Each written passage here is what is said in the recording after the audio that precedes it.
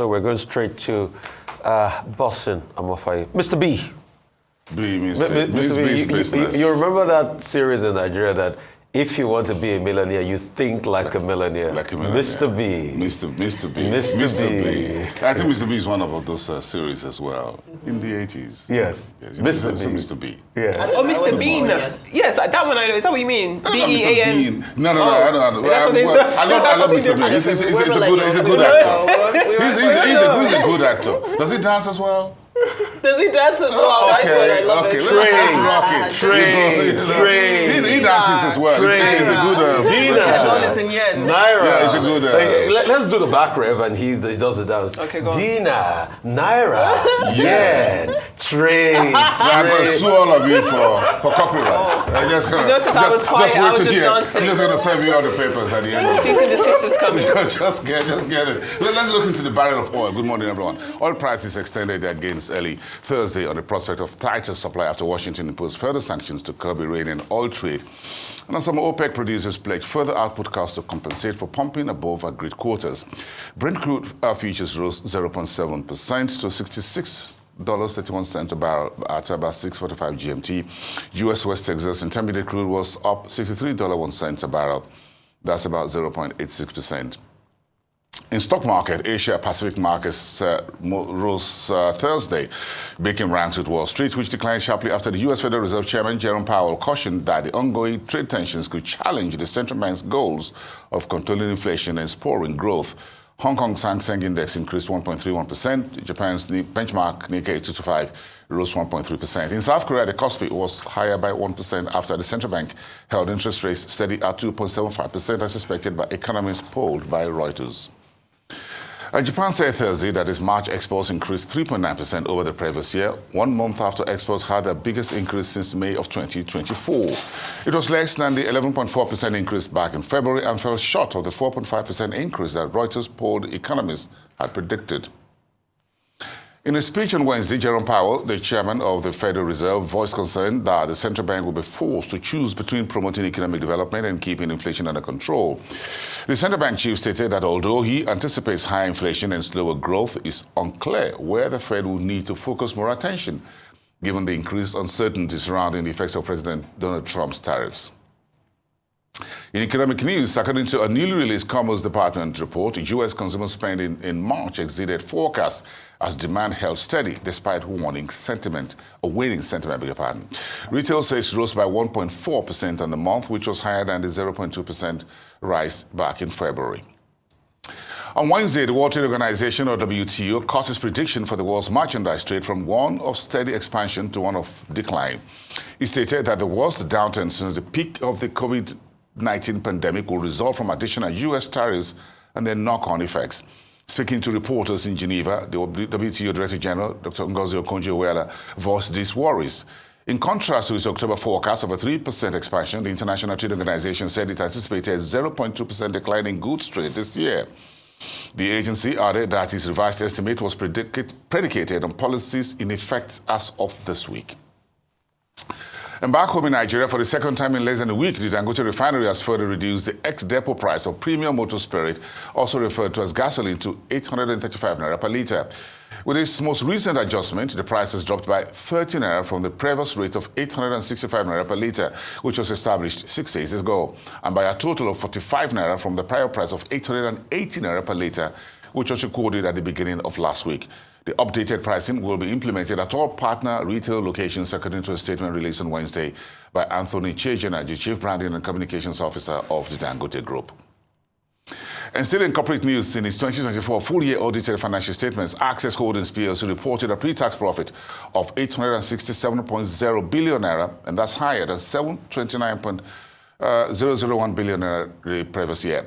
Additionally, the bank holding firm announced a sharp increase in gross earnings, which went from 2.594 trillion naira to 4.878 trillion naira in 2023. The profit after tax was 642.2 billion naira, that's 3.7% higher from the 619.32 billion naira posted in the year earlier. I've got enough of money on the table for sharing. Everybody, let's bring fork and knife. Okay, let's cut into it. Let's cut into it. kudos to the federal government today. Yes, and I say that for a reason. And the fact that we even stalled that crude for Naira deal was not a good one for us. Because when you go back to the antecedents of the deal, the 450,000 barrels per day was a convention since the 90s when we had refineries working. And now that we had, over the years that we don't have refineries working, we used to sell them out. But now that we have refineries of this capacity working, 650,000, and many will still come on stream, it is only right to give that crude deal in Naira for our local refineries so that they can be able to crack and you get some rebates out of the pricing. And that's been a major factor. While the negotiation was going on, the prices jacked up again. But now we're happy. But also, let's not also remove the fact that on the international crude price had come down because of the Trump situation. And that might also be a harmful thing to us. We have forward sales and everything. So kudos to the government for bringing back that deal because we've seen the direct knock-on effect.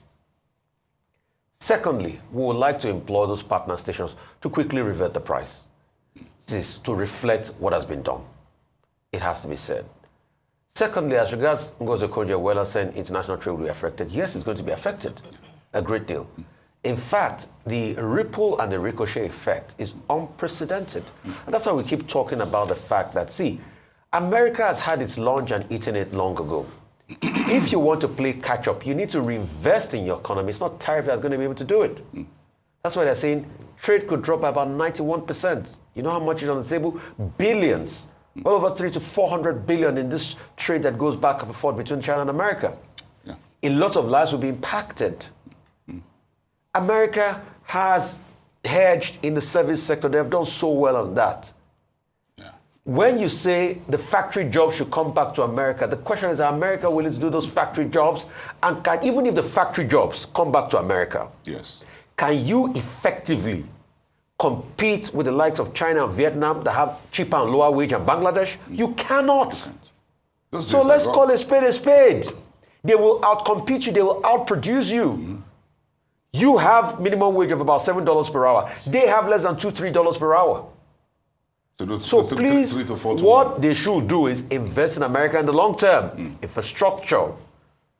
Goodness me, I've gone through some airports in America that look like a third world airport. No, you don't want to talk about some real. I can mention names. On rail lines. Don't name names. New York on rail lines. New York. America is not heaven and it's not euphoria, so it's good to know that they have their issues as well that they're working on. Our interest to make America great again. Yes, and I believe Honda has now made a commitment to move some of their Japanese production to the United States in response to the tariffs. They've said that they will keep their Canadian and Mexican operations in place because there were talks, when information is passed out, of course, sometimes it doesn't filter out correctly. So some outlets were reporting that they are moving their Canadian and Mexican operations, which is not true. Is their Japanese production of, I believe, the CRV, the Civic, that they're going to move to the United States. And they said that it's a direct response to the tariffs. That car does well in the U.S. and they want to make it in the U.S. So they're moving that to Indiana. So that it's interesting to see some of those. And we, of course, we know that Japan was in the U.S. just, was it yesterday, day before yesterday, to negotiate. But that's not even, for me, that's not even the focus. Trade could be problematic, but shouldn't be chaotic. It shouldn't be chaotic. What we're dealing with right now, to borrow that line from Obama, President Obama, is about, what we're dealing with right now is chaos. It sure is. It sure is. But coming home now, the decline in crude production, as per our last numbers that came out, was it 2 days ago or 3 days ago? Yes. I think we're down to 1.47 million barrels per day. I think just a very little tired. Yes, but so just bringing that in with regards to this declining oil price is that this is just the really, really wrongest time for us to be decreasing our production. I know they're yet to communicate what the real issues were. There are some outlets that are saying that, after some of the blasts happened during the River State instability, but I would like more clarity. Let's get more transparency and information, find out why our output has declined as reported by both NUPRC and OPEC. We need that. Yeah. I mean, the bringing down of the price of petrol definitely something that many people are happy about. Put it in the tank. You think do you think it'll come down again? It was 700. What are you bidding for? Give me a figure. Okay. Okay, where we are? Okay, It's take April a now. pick. By June, shall we say? No, let me write the number down. Don't say it. Here you Don't go. say it. Just pass the paper oil around. price is Just coming pass down the to paper Yeah, around, I'm just and we could just thinking- pass the paper on to Let me see. the relevant. This This is a secret ballot That's what I'm option thinking. A4. This has to be an option A4. No.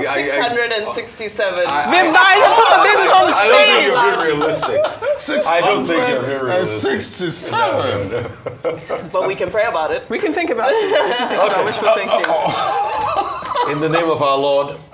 I think the good news about and just a second from my producers about the WTO report, and I wouldn't want us to miss that because we're on this side of the continent, and the report says that the impact on Africa will be very, very minimal, if at all, and that's what Dr. Ngozi Okonjo-Iweala says. At the aggregate level, Africa's economic outlook remains broadly stable under current trade policy, with the real GDP growth for the continent largely unchanged, even if reciprocal tariffs are reinstated, because Africa's trade with the US is relatively small. So that's some good news. It's all here in the 2-page.